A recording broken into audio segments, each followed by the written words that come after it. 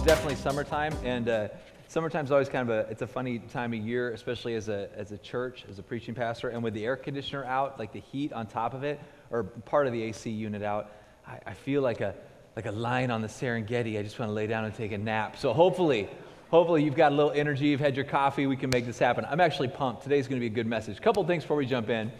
First of all, I just want to thank Alyssa. She's been helping cover worship over the last few weeks. Josh has been working on his doctoral work. Part of it, he's coming near the end of that. And then Kristen over at one of our other locations, Kristen got a great job opportunity, one of the worship leaders at another one of our locations, got a job opportunity, her and her husband, to go down actually and work at my alma mater, where I got one of my degrees, from Oklahoma Wesleyan University. So they are moving down there. So Josh has been helping kind of reconstruct the worship team out at that location and getting it going. And Alyssa's just done a great job filling in here. And so we appreciate you, even if you're not in here at this moment. I appreciate you, Alyssa, wherever you are. The other thing I want to share with you really quick, too, is this next month. So every year I do this. This next month, I do variants of this. This is actually a little different this year because the board has been awesome. But I'm going to take about a month off this next month to spend a little bit of time with my family and then work on the ministry. And I try to work on the ministry anyway. So like last year, we had guest speakers coming in and out. We're going to do the same thing. So this next month, we're going to have a few weeks where we have guest speakers come in. And it's going to be unique and very cool, I think, this year for the next few weeks. We are going to give you really good insight into the different branches that make Trinity Trinity. For those that don't know, our church is actually a part of a greater movement. So as God has blessed this location, and it grew to multiple services, and it grew to the downtown campus, and it grew to Oleo Road, and just has continued to move forward, we are a part of some really awesome stuff that's happening.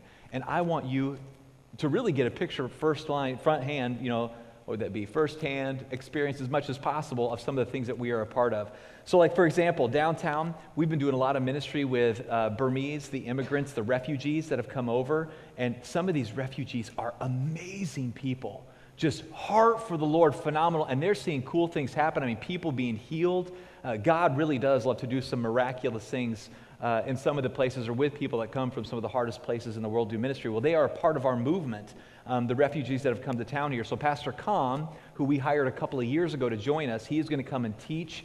I think, is it 2 weeks out? Next week, whenever it is, it's coming up. And he's going to share some of that stuff that's been happening with the Burmese and the refugees that we're working with, and even how you, if you would like to get plugged in, how you can get connected. Jorge is going to be talking about a lot of the stuff that we're doing with Latino Hispanic ministry. Kathy is going to be sharing 1 week about all the ministries we're doing downtown, especially people down and out that have been through a lot of hard stuff in life. Just some of the inner city work that's great. You definitely want to be here. That's just a little picture over the course of the next few weeks as we give you a greater picture of all the different things that the Trinity Ministries really is a part of. And it's awesome. And so definitely come, be a part of it. This next month is going to be incredible as you'll get a little glimpse into all the different things that God is doing. And I'm very excited about next year too, but I'm going to wait and share that as soon as I get back, because I think we have a really incredible fall and then following year plans. I cannot wait to share some of this stuff. We have some cool things that are going to be happening.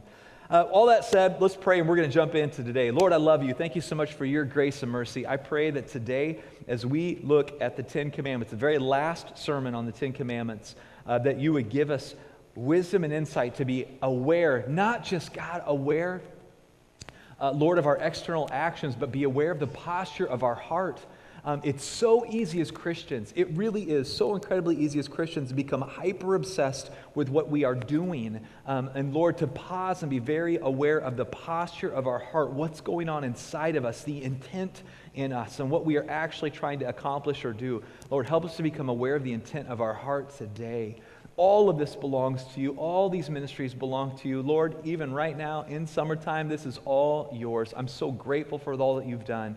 I pray that we do nothing more than point to you as Savior of the world today. In your name, Jesus, amen.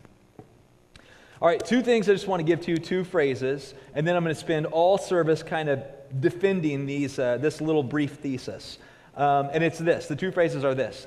Everybody should have somebody with which you hold no secrets.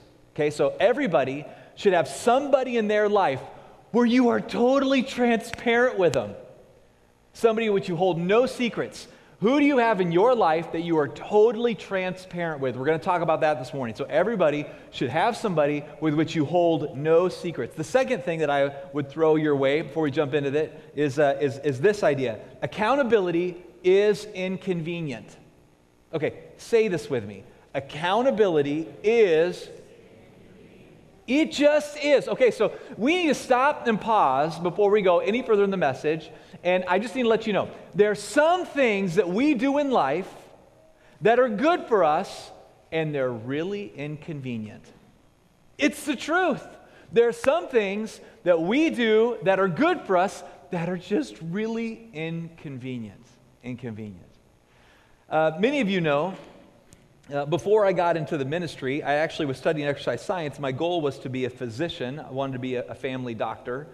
And as I was, of course, doing, I thought for undergrad, it might be kind of fun. I wanted to do something in exercise science, but I didn't want to just do a biology degree. I'm not sure where I wanted to go with all that. So exercise science was my selection. I liked working out. I liked lifting weights. I thought I could do personal training in a gym while I was then, studying school even further down the road. And of course, God worked in my heart. I ended up finishing that, then doing a degree into philosophy, and then going to Wesley Seminary later on. So all this education mess that Mike has been on, I started off doing exercise science. It's the first thing I accomplished. Working in the gym as a personal trainer was actually a great job for a college, grad school kind of guy. It was perfect for me. I had a lot of control over my time. I was able to make pretty good money the hours that I worked. And I got to meet a lot of new people because I'm social, I'm sanguine, I love meeting new people. It's fun to hear their stories. I loved all of that. So when I'd finished all that, I actually ended up, the education part's done, I went down to Dallas, Texas, and did my certifications for personal training at the Cooper Institute in Dallas. When I'd finished all my certs, I was finally ready to train. I remember I showed up at the gym, got a job at a YMCA working down there, and I was incredibly excited to start getting people in good shape.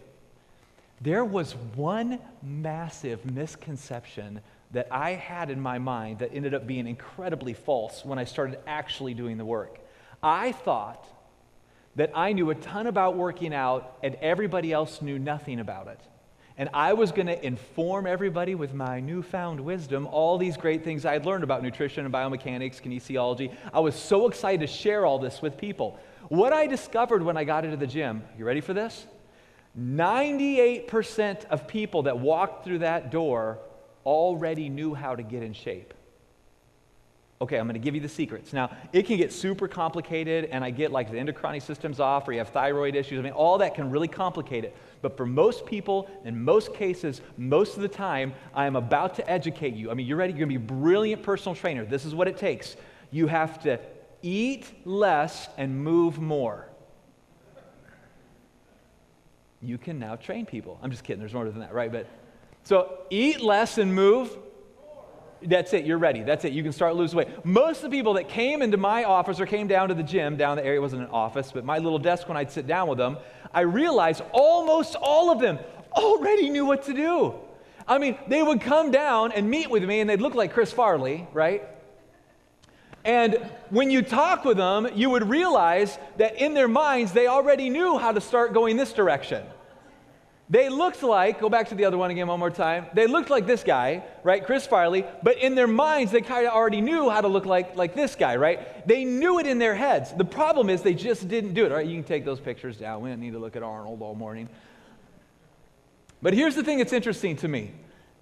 I really do believe, after those years of working in the gym with people, I'm going to say this really clear. Most people are educated way beyond their capacity to actually act.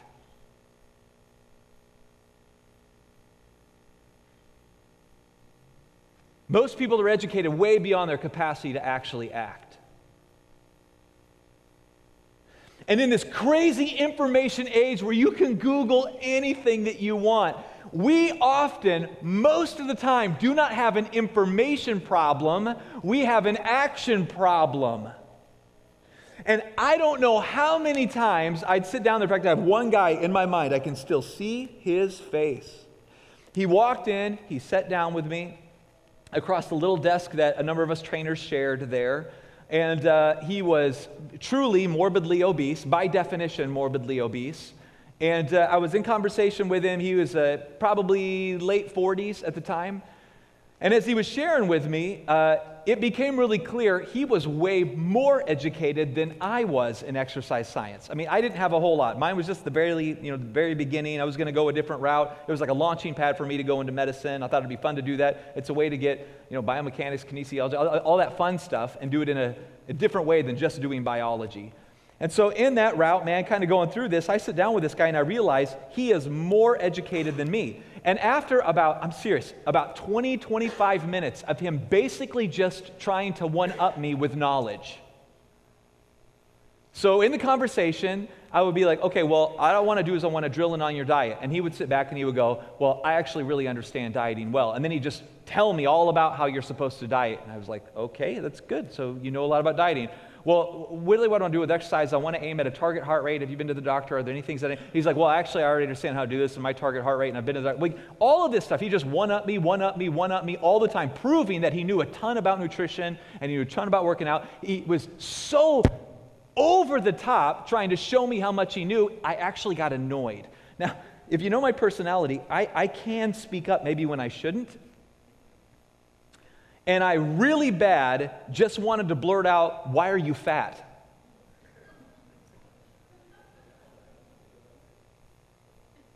It's clear you know way more than me.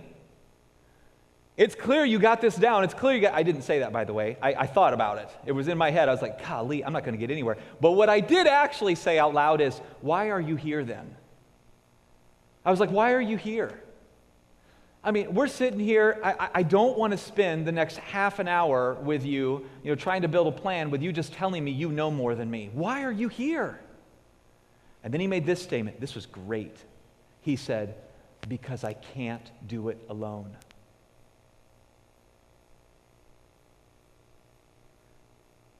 And so I asked him, I was like, well, what did it take for you to finally be willing to admit this? And he said, if I remember right, diabetes. It's not a knowledge issue. Most people are educated way beyond their capacity to actually act. Most people are educated way beyond their capacity to actually act. And this is true spiritually as well. It's true spiritually as well. I was doing a little more research, kind of unpacking the whole working out thing. I really want to drive this point home because you're not going to understand the last part of the Ten Commandments until you really get this heart piece of it. And I was doing a little more research on personal training, and I came across LeBron James. Here's a picture of LeBron James with one of his trainers. You can pull this up. Here, LeBron. Now, like LeBron or not, wherever you're at, some of you think he's the GOAT. That's actually Michael Jordan. I said that in a church service, so now it's canon.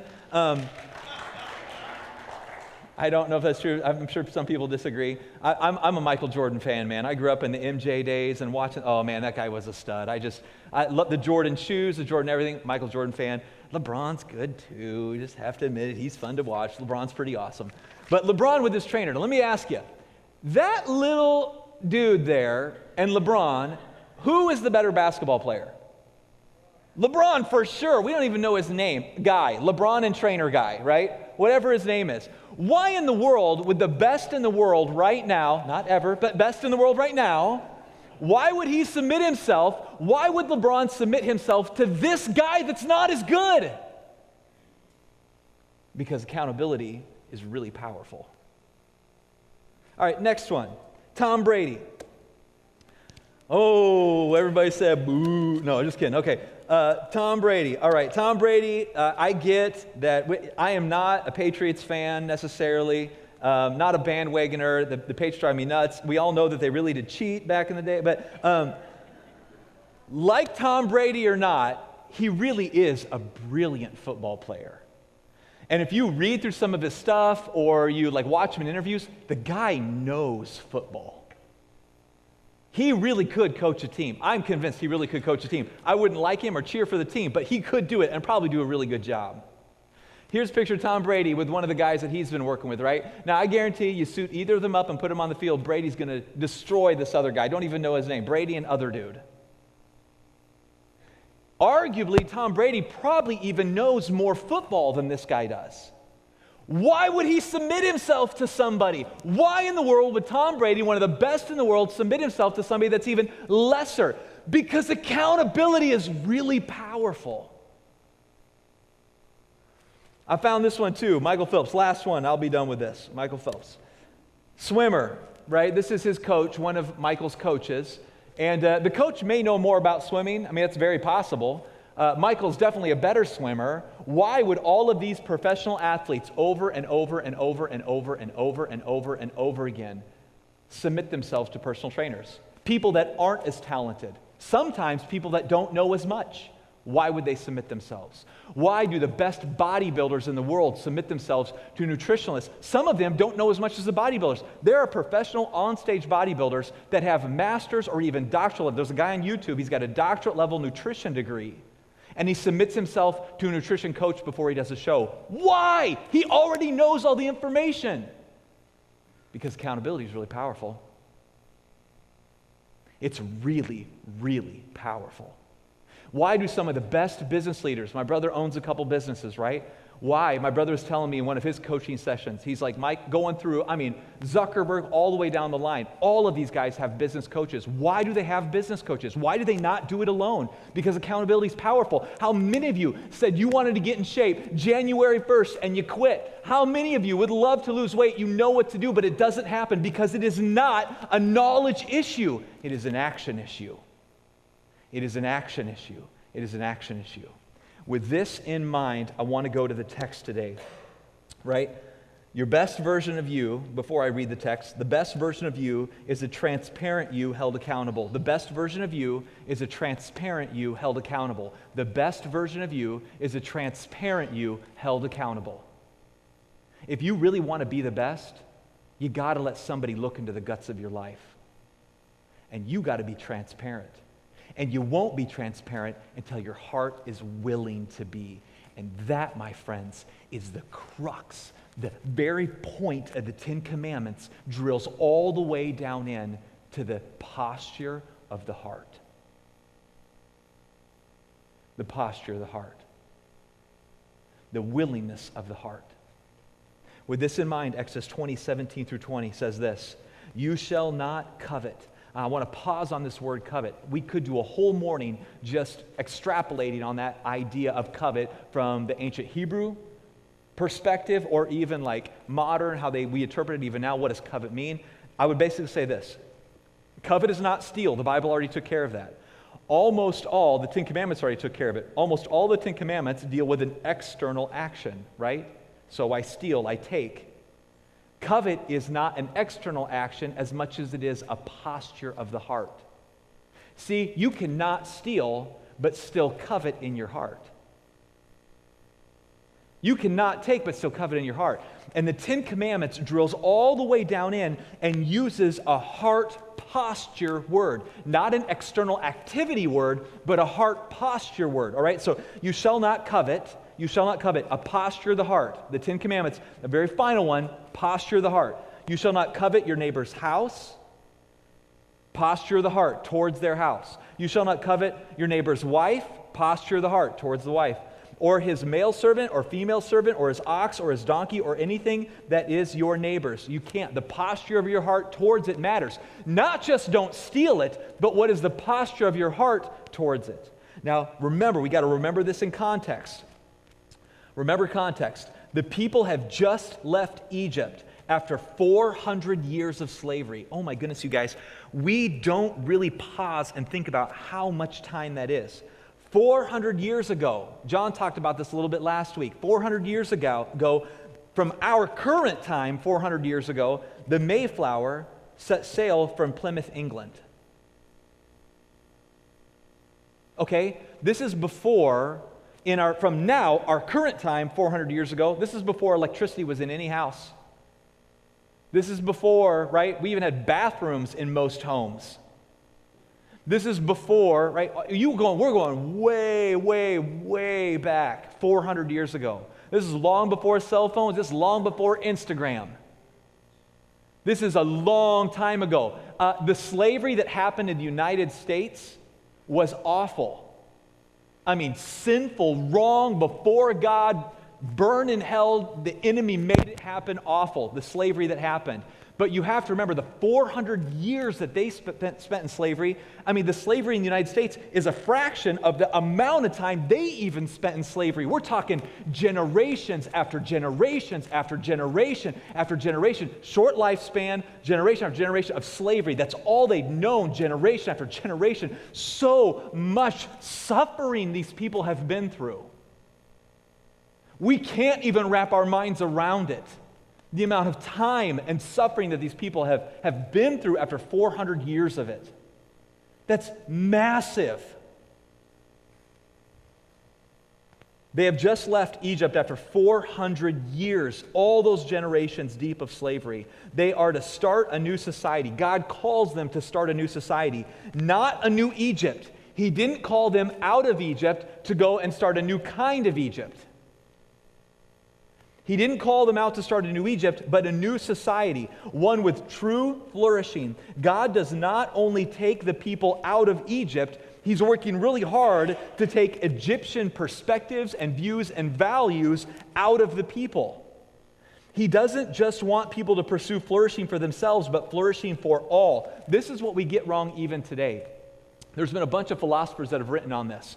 That if you look through history, most of the time when an oppressed, any oppressed group, so like if it's women, minorities, anything, when they are freed from it, they often still carry the values into their new variant of doing life, right? So they just reverse roles. And what God does in Egypt is He doesn't want a reversal of roles. He literally wants them to flush all of Egypt down the toilet. That whole value system needs to go away, and we need to build a brand new kind of society. The Ten Commandments are the boundaries for a whole new kind of society. So again, He doesn't just take them out of Egypt. He's literally got to take all of Egyptian values, perspectives. He's got to take all of that out of the individuals too to actually start a new society.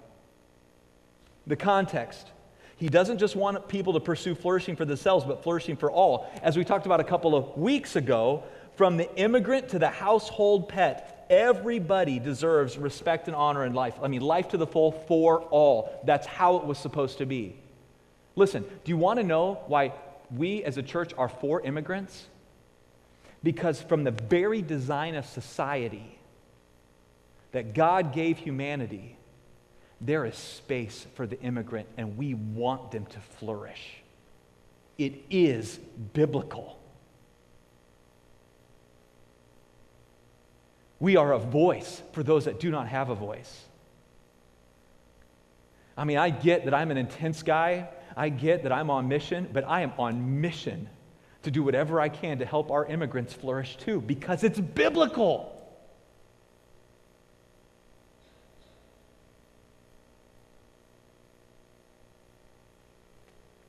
Life to the full for all. Life to the full for all. Not role reversal of suffering. You can't have the oppressor become oppressed. That's still not it either. All of that has to go away. It is life to the full for all. And as God then through the Ten Commandments, so He's drilling all of this down, bringing clarity to all these pieces, He ends with this idea with the word covet. He now uses a posture of the heart, not an external action, but a posture of the heart. Notice the word covet. I've even got this written up here. Notice the word covet. It doesn't say take or steal again. That was in verse 15 when we were studying the Ten Commandments a couple weeks ago. It's not an external word. The word covet is a heart word. It is a heart word. It's a posture of the heart. There is a difference between not doing wrong and truly wanting what is right. Maybe a really clear way to say it is this. Real human flourishing is more than just not doing wrong or right. It's about a posture of the heart.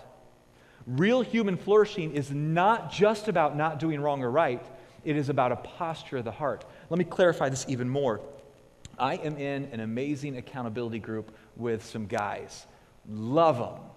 We started meeting together late in high school. I really got my heart right with the Lord. And we started meeting together in an accountability group. Then from there, from our accountability, we went to college together. A lot of us stayed connected in college. And a common scenario, so just imagine this with me. We would go camping a lot before we got married and had kids. Then the fun just changed. It just changed. Where do you think I was going? It just changed. It just changed. The fun just changed. But we would often go camping, and us guys, we still get together once a year now. We all travel together. We did it this year too. We all travel together and meet somewhere, and we spend a couple of days together just holding each other accountable, what's going on in life. Well, when we first started doing accountability, imagine this, sitting around a campfire. We would go to a lake in Oklahoma and go to one of the lakes in Oklahoma, set up a campfire. We'd be sitting around. It's late at night, no cell phones, none of that stuff, right? And we'd just circle the campfire. We'd start asking accountability questions of each other. All right, let's circle the group up, man. Where are we at? Anybody here look at porn this week? No. Did anybody here lie this week? No. Did anybody here steal this week? No. All right, Jesus, heroes. No, we didn't do that. That was just extra. And then finally, one of our guys that was leading us, because everybody needs somebody, right? We all need coached. We all need to submit ourselves to somebody. So Eddie Shigley was our youth pastor at the time. And Eddie sat down with us, and he was like, he's now a professor at IW. But Eddie said, why don't you ask questions of intent, not just questions of action? Please don't miss the next couple of minutes here. Instead of asking, did anybody look at porn? Why don't you ask the question, did you look at anything with lust in your heart? That's a different question. Because many of us are really good at not doing wrong without actually weighing the posture of our heart. So then we sit around the campfire and it's like, all right, did anybody here look at porn? Oh, no, Eddie said, to anybody here look at anything sitting in church across the room? And it shifted from just going, she's pretty, to, whoa. Guys, you know the shift. Girls, you know the shift. Did anybody here in this room or around this campfire look at anything with lust in their heart? And now it's like, you know what? And then we start confessing. Then we go, did anybody here, I'm not asking anybody here lie. No. Did anybody here purposely withhold or change or manipulate just a little bit the information? Did anybody here have any conversation where the intent of your heart was to mislead? Even if you didn't lie, the intent of your heart was to mislead. Did anybody here do that? And now it's like, oh, I didn't lie, but I definitely wanted to leave that conversation with them thinking this, so I didn't share everything or I manipulated just a bit. Do you see the difference? Because real human flourishing, my friends, real human flourishing is so much more than just not externally doing right or wrong. Real human flourishing, God drills all the way down into the intent of the heart.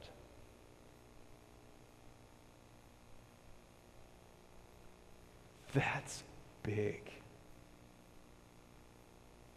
Because life to the full for you and for me and for others, life to the full for our immigrant brothers and sisters, the refugees that we're working with downtown, minority groups, life to the full for all of us. It must be drilled down way beyond just an external thing. It must be drilled down all the way in to the posture of our hearts.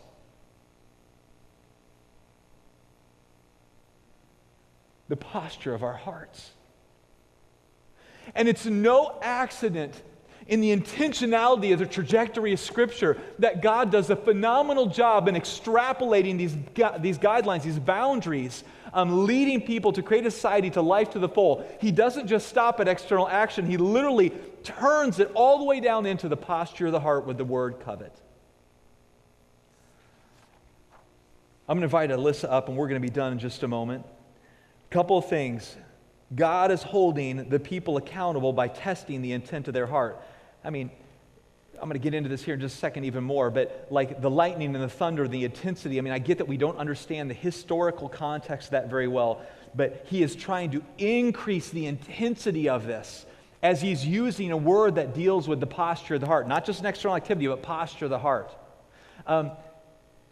I try to figure out ways to make sermons like a bigger deal. Like sometimes I preach and it's like, you don't want to forget this. Other times I preach and I think in my mind, boy, I hope they really understand what I'm saying now. Now, I don't have the power of God. God's power can be used through me, but I am not God and I can't make things do on my own. Things happen on my own, right? It's all God. It's always been God. And how God in this text, he could shake the mountain, smoke's coming up.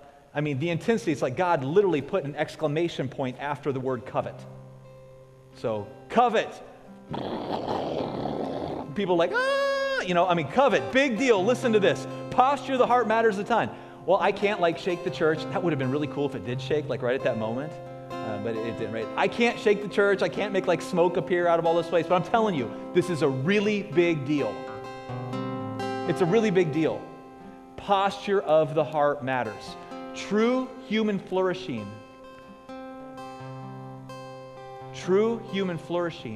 is not just about an external action.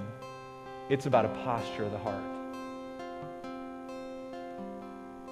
Life to the full is not just about an external action. It is about a posture of the heart. Even today, when you come into worship, you come before the Lord, what is the posture of your heart?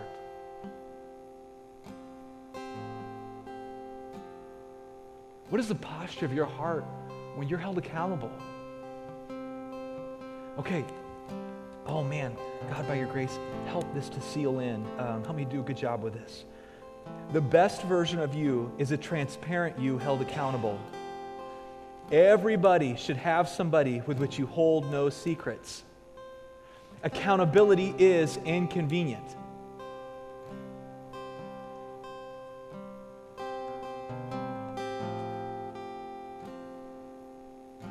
I want you so bad to taste life to the full. I mean, I remember you'd have a mom when I was a personal trainer. You have a mom come in that's had 3 or 4 kids and she's out of shape and she wants to get in shape and she's really embarrassed about herself, and you'd finally get her diet down tight and you'd get her working out and she would meet her weight goal. And you'd watch that person step up on the scale and it would hit a number they've been wanting and they would get emotional. Mike, I made it. Yay, that's great, that's awesome. And when you watch people finally accomplish something that they really know deep inside they want to win at, it's so powerful. And the crazy thing is, as a personal trainer, this bleeds over too into ministry. I mean, when I sit down with people that come into my office and they say things like, Pastor Mike, I'm addicted to porn. It's one thing for you to have the courage to say it. It's another thing for you to really want it so bad you're willing to make your life inconvenient. I mean, when the people come in and they'd sit down with me and they wanted to work out and get in shape, I finally got to the point over the years where one of the first questions I would ask somebody is, do you really want this? They come in and sit down and morbidly obese or out of shape, or they need to change something. They'd sit down across the little desk from me and they'd say, hey, I want to get in shape. And I just finally got to the point where I'd lean back up over the table. And I'm intense just by nature. Maybe that's good or bad at times, I don't know. But I'd lean even up over the table and I'd look at him and I'd be like, do you really want to get in shape? Do you want it? Enough so that it's going to be inconvenient. Your diet's going to actually have to change, and you're not going to like it. And you're going to have to actually work out, and I am going to need to know what you ate. You can't sneak pies anymore. I love you, and if you want the best version of you, you got to let me get into the guts of your life. Even if you know all of what you need to do, even if you are brilliant, even if you are fully educated, I'm telling you, if you want the best version of you, you got to be transparent. You got to let me get into your life, and it's going to be inconvenient, but there's a better you at the end of this if you're willing to go through the work.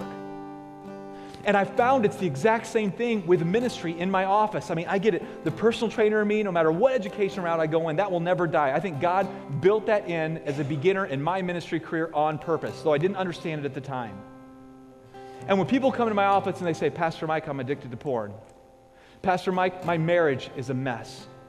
Pastor Mike, go down the line. I'm struggling with alcohol. I don't do this as intense as I used to. I'm learning to be a little more gentle and pastoral.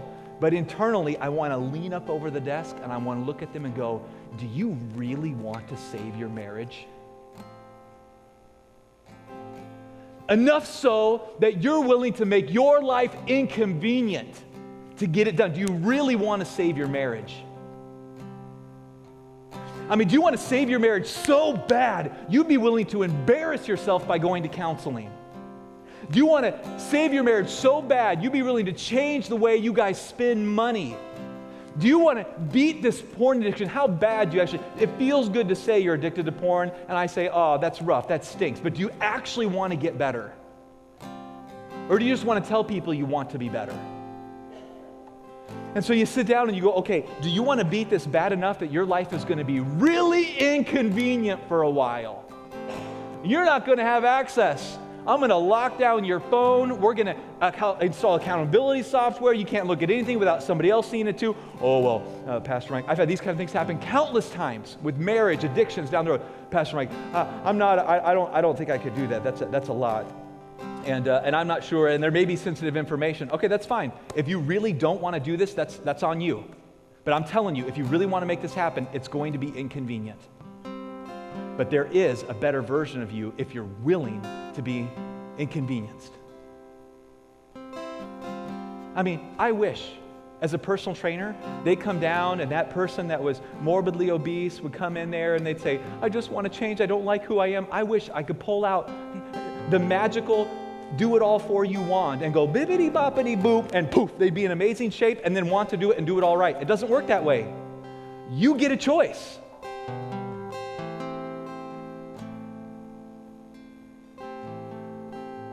And your willingness to step into it or not lands at the same spot God lands in the Ten Commandments. What is the posture of your heart? Are you willing or are you not? I need to be done. I'm out of time. A couple questions. I get that today was super intense. I practiced the sermon last night and it was way softer and funnier. And then by the time I preached it in the first service, I was like, man, I got the old personal trainer hat back on again. Good or bad, I don't know. And so I really do believe in an amazing, better, improved, God-honoring version. You don't have to stay stuck. I really believe that's true. And I want to call it out of you because I believe in you. I believe that you don't have to live in massive debt. I believe that you don't have to live addicted to porn. I believe that you don't have to live as an alcoholic. I believe that you can have an amazing marriage. I actually truly think these things are true. And if I didn't, I wouldn't call it out of you. But I want you to taste life to the full at another level, and it's going to require you to live a little inconvenient. Because it gets down to the posture of the heart. God got down to the posture of their heart. And I want to get down to the posture of your heart today. Do you really want to change the posture of your heart? Are you willing? Pull the Next Steps cards out. I'm going to ask some very specific questions. So get the Next Steps cards out. You can't just listen to a sermon. Please, you cannot just listen to a sermon. You have to actually ask the questions. What do I need to do with this? Please, especially after today's message, don't just download more information. Be called to do something with the information you're downloading.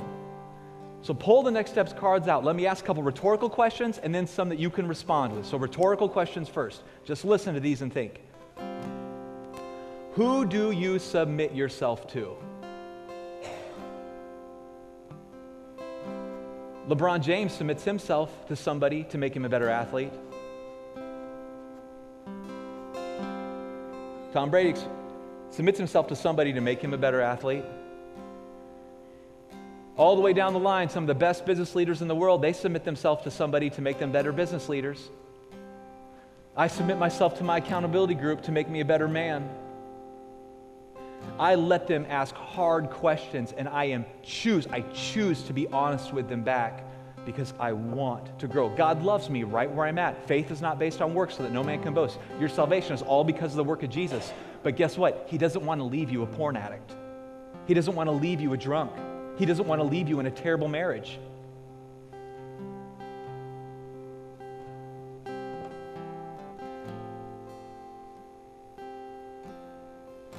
Are you willing to live inconvenient to grow? Who do you submit yourself to? First rhetorical question. Second one is this. Who are you truly honest with? Is there anybody in your life that you are truly honest with? Oh man, right now, God, I pray the Spirit just settles hard on this question. Who in your life are you actually honest with?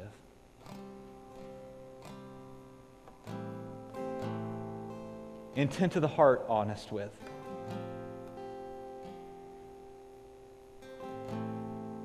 Hold no secrets. And do you know how good it feels to bear the real you and be in the kind of relationship where you are still chosen and loved? That is so great. And it's crazy risky. And it's embarrassing. And it's hard. But I want to grow more than I want to be comfortable. Who are you truly honest with? The last question I'll ask is this: do you really want to grow spiritually? It's that old exercise science, personal trainer down in the gym. Do you really want to grow? Do you really want to grow spiritually enough that you will make time for it? Do you really want this?